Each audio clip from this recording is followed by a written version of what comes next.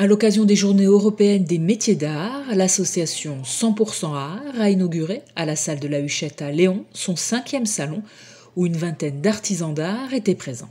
Beaucoup de Landais sur cette édition, ils sont sur le site ici, ils sont 18 ou 19.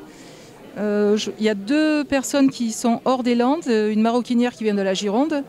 Et comme ça s'appelle les Journées européennes des métiers d'art, nous avons une céramiste espagnole qui vient de Ségovia, exprès pour ces journées-là.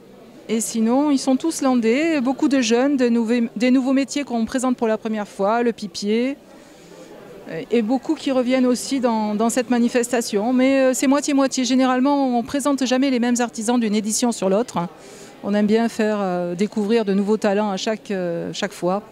Des talents et des professionnels qui s'illustrent dans des domaines très variés, comme le travail du verre, du bois ou du cuir pour les plus connus. Et l'idée, c'est d'utiliser la peau à son maximum, donc les plus grandes pièces.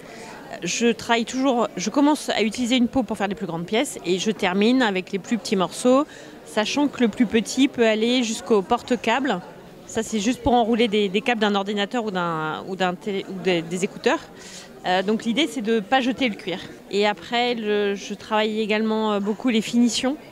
C'est ce qui m'importe le plus. Par exemple, sur ce collier de chien, c'est le teint tranche, c'est le produit qu'on passe sur la tranche du cuir pour le camoufler, la piqûre, le filetage et à la fin, le bichonnage qu'on apporte pour que l'objet soit vraiment satisfaisant. Donc celui-là n'a pas de finition et celui-là a toutes les finitions qu'il qualifie comme étant plutôt métier d'art.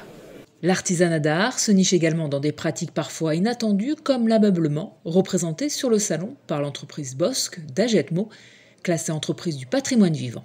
Nous utilisons des techniques de fabrication tant dans les bois que dans le travail du textile qui est assez authentique, voilà, qui est retenu et qui en fait deviennent des métiers un petit peu rares en fait. Et la raréfaction fait que maintenant nous sommes un petit peu considérés comme mobilier d'art.